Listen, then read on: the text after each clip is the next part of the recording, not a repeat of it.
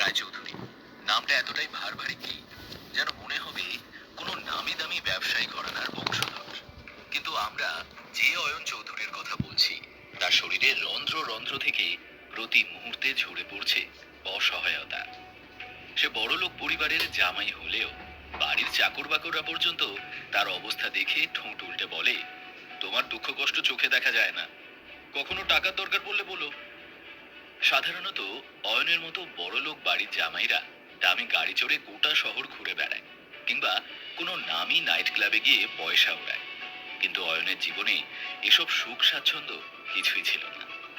থাকার মধ্যে তিনটে বিষয় ওর জীবনে ছিল। এক, লাঞ্ছনা।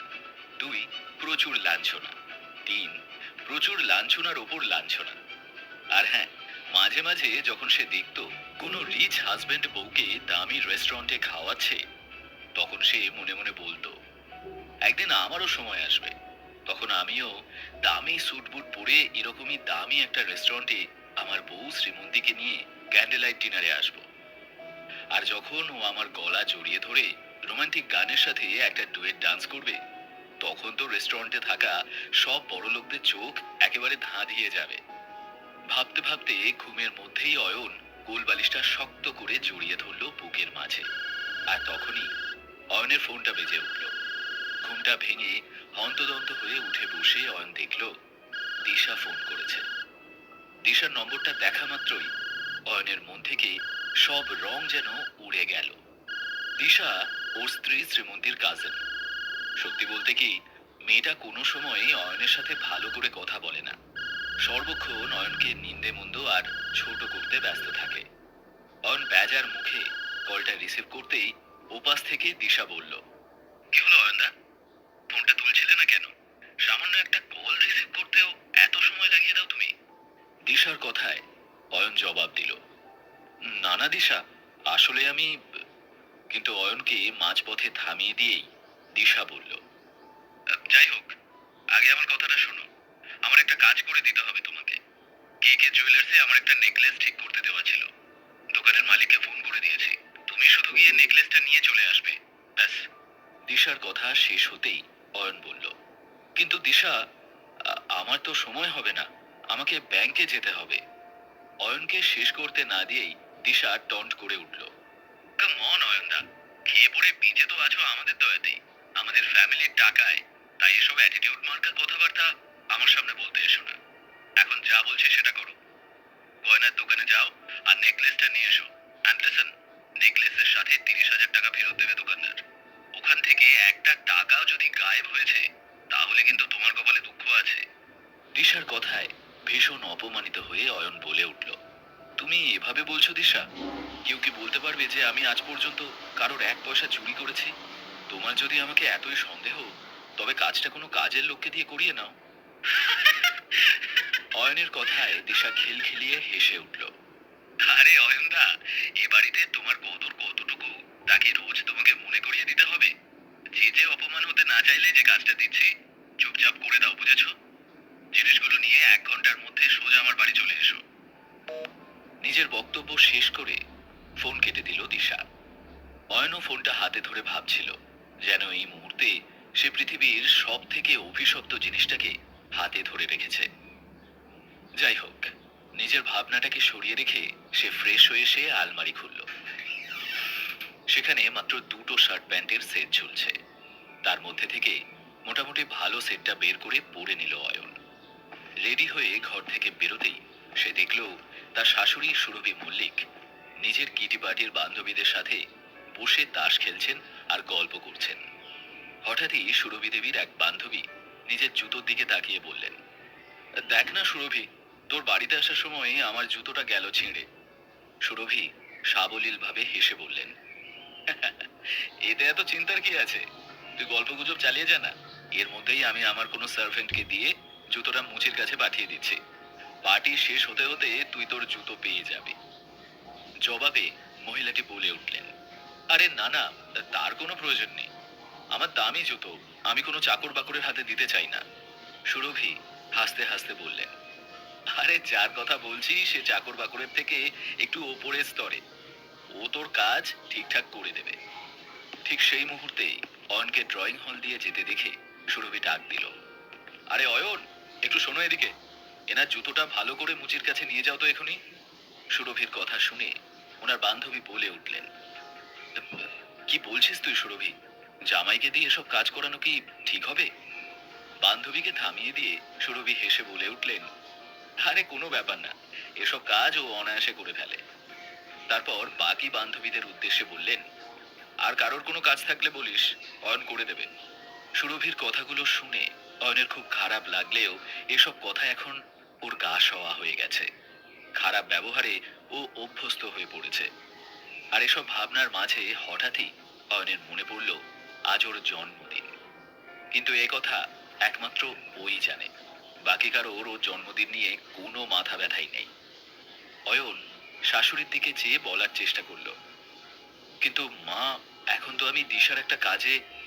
অয়নকে ধমক দিয়ে সুরভি দেবী বলে উঠলেন, হুম হুম, কোনো কথা নয়, চুপচাপ কাজটা করে দাও। না চাইতেও অয়নকে রাজি হতে হয়। সুরভির বান্ধবী নিজের জুতো খুলে অয়নের হাতে দিয়ে বলেন, জুতোর এই দিকের ফিতাটা খুলে গেছে, জাস্ট এটা ঠিক করে আনলেই হবে। মন মরা দৃষ্টি নিয়ে অয়ন জুতোটা দেখল। সুরভির বাকি বান্ধবীরাও অয়নের উপর নিজের কোনো না কোনো কাজ চাপিয়ে দিলেন। অয়নের ভালো লাগছিল না, অথচ না চাইতেও কাজগুলো তাকে করতে হবেই। এমন সময় সামনের দেওয়ালে ওর আর ওর স্ত্রী শ্রীমন্তীর ছবিটায় চোখ পড়ল অয়নের। মনে মনে অয়ন বলল, এত অপমান সহ্য করেও আমি এ বাড়িতে পড়ে আছি শুধুমাত্র তোমার জন্য, কারণ আমি তোমাকে কোনোভাবেই হারাতে চাই না। I love you Shri. নিজেকে সামলে অয়ন ম্যানশন থেকে বেরিয়ে নিজের বাইকে উঠে বসলো। আর তখনই ওর ফোনে ওর বউ শ্রীমন্তীর মেসেজ এলো, একবার আমার অফিসে আসতে পারবে? মেসেজটা পড়ে অয়নের ঠোঁটের কোণে হাসি খেলে গেল। সারাদিনের সমস্ত মন খারাপ এক লহমায় সরে গেল ওর মাথা থেকে। আজ প্রথমবার শ্রীমন্তী ওকে নিজের অফিসে ডেকেছে। শ্রীমন্তী ওর বেঁচে থাকার একমাত্র কারণ। শ্রীমন্তীর জন্যই ও নিজেকে এত সমস্যার মাঝেও সামলে রাখে। শ্রীমন্তীর মুখটা দেখলে অয়ন নিজের জীবনের সমস্ত কষ্ট ভুলে যায়। ওর খুশির জন্য যা যা করার দরকার অয়ন করবে, কিন্তু নিজের থেকে কখনো শ্রীমন্তীকে আলাদা হতে দেবে না। মেসেজটা পেয়ে অয়ন মৃদু হেসে বলল, শ্রী, আজ প্রথমবার তুমি আমাকে তোমার অফিসে ডাকলে। আমি জানতাম আমার বার্থডের কথা আর কারোর মনে থাক বা না থাক, তোমার ঠিক মনে থাকবে। এই কারণেই তো আজ তুমি আমাকে ডেকেছো। আমিও ভীষণভাবে ওয়েট করে আছি তোমার থেকে সারপ্রাইজ গিফটটা পাবো বলে। আমি আসছি। ভাবনা থামিয়ে বাইকে উঠে বসলো অয়ন। তারপর ফুরফুরে মেজাজে মল্লিক ইন্ডাস্ট্রিজের দিকে রওনা দিল। রাস্তায় একটা ফুলের দোকান দেখে কি মনে করে বাইক থামালো অয়ন। তারপর নিজের পার্সটা খুলে দেখলো যে একটা মাত্র 500 নোট পড়ে রয়েছে তাতে। অয়ন মনে মনে বলল, আমার বাইরে পড়ে যাওয়ার তো তেমন শার্ট প্যান্ট নেই। ভেবেছিলাম এই টাকাটা দিয়ে একটা নতুন শার্ট কিনবো, কিন্তু তার চেয়ে শ্রীমন্তীর খুশিটা অনেক বেশি ইম্পর্টেন্ট। সেই টাকাটা দিয়ে শ্রীমন্তীর জন্য একটা খুব সুন্দর ফুলের বুকে কিনলো অয়ন। তারপরেই ওর মনে পড়ে গেল দিশা আর ওর শাশুড়ির বান্ধবীদের দেওয়া কাজগুলোর কথা। শাশুড়ির বান্ধবীর জুতোটা মুখের সামনে ঝুলিয়ে মুচকি হেসে অয়ন বলল, শ্রদ্ধেয় শাশুড়ি মা আর শাশুড়ি মায়ের বান্ধবীগণ, আমাকে আপনারা মাফ করবেন, কারণ এই মুহূর্তে আমি আপনাদের কোনো কাজই করতে পারবো না। শ্রীমন্তীর খুশির চেয়ে বেশি এখন আমার কাছে আর কিচ্ছু ম্যাটার করছে না। তাই শ্রীমন্তীর খুশির জন্য আপনাদের বাক্যবান না হয় শুনেই নেব একটু। এই বলে জুতোটা সামনের একটা ডাস্টবিনে ছুঁড়ে ফেলে অয়ন বাইক ছোটালো মল্লিক ইন্ডাস্ট্রিজের উদ্দেশ্যে।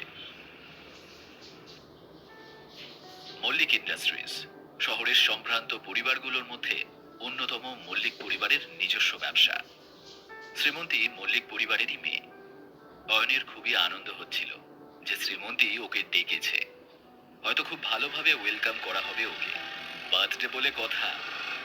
এসব ভাবতে ভাবতেই মল্লিক ইন্ডাস্ট্রিজে শ্রীমন্তীর অফিসে পৌঁছে গেল অয়ন। ব্যস্ত পায়ে এগোনোর সময় হঠাৎই সামনে থেকে আসা একজন লোকের সঙ্গে ধাক্কা লাগলো ওর।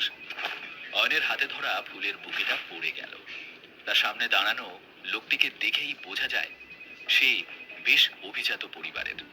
পরনে নীল স্যুট আর চোখে কালো চশমা পরিহিত লোকটির নাম মনীষ আগরওয়াল। সে শ্রীমন্তীর এক ক্লায়েন্ট। শ্রীমন্তীর কেবিন থেকেই বাইরে বেরোচ্ছিল সে। লোকটা বিরক্ত হয়ে অয়নকে বলল, আরে ইউ ইডিয়েট, চোখে দেখতে পাও না? কোথা থেকে যে সব চলে আসে কে জানে। দেখে তো মনে হচ্ছে 2 পয়সারও রোজগার নেই। এ অফিসে দাঁড়ানোর যোগ্যতা আছে তোমার? এমন ভাবে হাঁটাচলা করছে যেন বাপের জমিদারি। তুমি কে হে? অয়ন বুঝলো ওর পোশাক দেখে মনীষকে অফিস বয় কিংবা অফিসের পিয়ন ভেবে নিয়েছে। অয়নের পায়ের কাছে পড়ে থাকা ফুলের বুকেটার দিকে এক ঝলক তাকালো মনীষ। তারপর তার উপর জুতো রেখে মুচড়ে দিয়ে চলে গেল সেখান থেকে। অয়ন নিচু হয়ে বসে ফুলের বুকেটার দিকে তাকিয়ে দেখল সেটা নষ্ট হয়ে গিয়েছে। অন্যদিকে এ সবই কাচের কেবিনের ভেতরে বসে থাকা শ্রীমন্তী দেখতে পাচ্ছিল। অয়নকে দেখে ওর চোখে জল এসে গেল। এক রাশ কষ্ট বুকে নিয়ে উঠে দাঁড়ালো অয়ন। আর ঠিক তখনই ওর দৃষ্টি শ্রীমন্তীর কেবিনের ভেতরে পড়ল। ভেতরে বসে থাকা শ্রীমন্তীকে সে পরিষ্কার দেখতে পাচ্ছিল। শ্রীমন্তীর চোখে জল দেখে এক মুহূর্তে সব অপমান ভুলে গেল অয়ন। মুখে হাসি টেনে নিজের মনেই ও বলল, জানি এসব সহ্য করতে পারছো না তুমি, কারণ তুমিও যে আমাকে ভালোবাসো। তাই তো আমার অপমান তোমার চোখে জল এনে দেয়। অয়ন শ্রীমন্তীর কেবিনে ঢুকতেই শ্রীমন্তী চেয়ার ছেড়ে উঠে জানলার পর্দাগুলো টেনে দিল। ওকে আশ্বস্ত করতে অয়ন ওর কাছে এসে ওর চোখের জল মুছে দিয়ে বলল, আরে তুমি কেন কষ্ট পাচ্ছ? যা হয়েছে হয়েছে, এসব নিয়ে একদম মন খারাপ করো না তুমি। ঠিক সেই মুহূর্তেই অয়নকে অবাক করে দিয়ে চিৎকার করে উঠল শ্রীমন্তী, সরে যাও তুমি আমার কাছ থেকে। কেন পড়ে রয়েছো এখানে? কেন চলে যাচ্ছ না আমার জীবন থেকে? শ্রীমন্তীর কথায় স্তব্ধ হয়ে গেল অয়ন। শ্রীমন্তী আবারও বলল, স্বামী না, তুমি আমার জীবনের একটা অভিশাপ। কি চাও বলো তো তুমি আমার কাছ থেকে? বাবা জোর করে তোমার সঙ্গে আমার বিয়ে দিয়ে আমাকে এই সম্পর্কে বেঁধে দিয়েছে। তুমি তো আমার যোগ্যও নও, তা সত্ত্বেও বাবা তোমার মতো একটা লোকের সাথে আমায় বিয়ে দিয়ে দিল, আর তার শাস্তি আমি আজও ভুগছি। শোনো, আজ ড্রাইভার আসেনি, তাই আমি তোমাকে ডেকে পাঠিয়েছিলাম। কিন্তু আমি বুঝতে পারিনি যে আমার হাজবেন্ড এই সামান্য কাজটুকু করতে গিয়েও গন্ডগোল করবে। তোমার জন্য আমার এতদিনের পুরনো ক্লায়েন্ট আজ আমার অফিস থেকে রাগ করে বেরিয়ে গেল। কথাগুলো বলতে বলতে কান্নায় গলা বুঝে আসে শ্রীমন্তীর। অয়ন শ্রীমন্তীর কান্না সহ্য করতে পারছিল না। কাঁদতে কাঁদতেই শ্রীমন্তী বলল, তোমার জন্য, শুধুমাত্র তোমার জন্য আমি যেখানেই যাই সেখানেই আমাকে অপমানিত হতে হয়। আমার জীবনের একটা কালো অধ্যায় ছাড়া আর কিচ্ছু নও তুমি। আমার কাছে তোমার কোনো গুরুত্ব নেই। কথা শেষ করে কেবিন থেকে বেরিয়ে গেল শ্রীমন্তী। অয়নও কি করবে বুঝতে না পেরে ওর পিছন পেছন বেরোলো। আর ঠিক তখনই মেঝেতে পড়ে থাকা ফুলের বুকেটা দেখে বিরক্ত হয়ে শ্রীমন্তী বলল, এসব কি? অফিসটা এত নোংরা হয়ে আছে কেন? এসব ডাস্টবিনে ফেলে দাও। অফিসের এক কর্মীকে কথাটা বলে সেই ফুলের বুকেটা পা দিয়ে মারিয়ে সেখান থেকে চলে গেল শ্রীমন্তী। মনীষ আগরওয়াল গাড়ি নিয়ে অফিসের বাইরেই ওর জন্য অপেক্ষা করছিল। শ্রীমন্তীও অফিস থেকে বেরিয়ে অয়নের সামনে দিয়েই গট গট করে হেঁটে গিয়ে উঠে বসলো মনীষের গাড়িতে। তারপর কোনো একটা বিষয় নিয়ে আলোচনা করতে করতে অয়নের চোখের সামনে দিয়েই গাড়ি নিয়ে চলে গেল দুজনে। ম্লান দৃষ্টিতে অয়ন নিজের ভাঙাচোরা বাইকটার দিকে তাকালো। এই বাইকটা এখন ওর নিত্য সঙ্গী। চোখে জল নিয়ে অয়ন আপন মনেই বলল, কোনো ব্যাপার না শ্রীমন্তী, আমি জানি ভুলটা তোমার নয়। আমার পরিস্থিতি এই মুহূর্তে ভালো নয়, কিন্তু আমার বিশ্বাস একদিন তুমি ঠিক আমাকে বুঝবে। যে খুশি যে আনন্দ তুমি আমার কাছ থেকে চাও, একদিন ঠিক সেসব তোমাকে এনে দেব আমি। আই প্রমিস, তুমি আমার, শুধুই আমার। আর একদিন না একদিন তুমিও ঠিক সেটা উপলব্ধি করতে পারবে। কথাগুলো শেষ করে অয়ন বাইকে উঠে বসতেই ওর সামনে একটা কালো রঙের লাক্সারি গাড়ি এসে থামলো। আর সেটা থেকে নেমে এলেন একজন মধ্যবয়স্ক ব্যক্তি। লোকটিকে দেখে চমকে উঠল অয়ন। এখানে তার উপস্থিতি কল্পনাই করা যায়নি। লোকটা অয়নের কাছে এসে বলল, ছোট বাবু, এশিয়ার সবচেয়ে প্রভাবশালী এবং বিখ্যাত রায়চৌধুরী গ্রুপ অফ কোম্পানিজ আর তার কোটি কোটি টাকার ব্যবসায়িক সাম্রাজ্য আপনার অপেক্ষায় রয়েছে। এই সাম্রাজ্যের দায়িত্ব নিজের হাতে তুলে নেওয়ার সময় এসে গেছে আপনার। কে এই রহস্যময় মধ্যবয়স্ক ব্যক্তি? শ্রীমন্তী বা কেন অয়নের সাথে এমন ব্যবহার করছে? অয়নের জীবনের সঙ্গে জড়িয়ে কোন রহস্য? জানতে হলে শুনতে থাকুন এই গল্পটি শুধুমাত্র পকেট এফএম এ।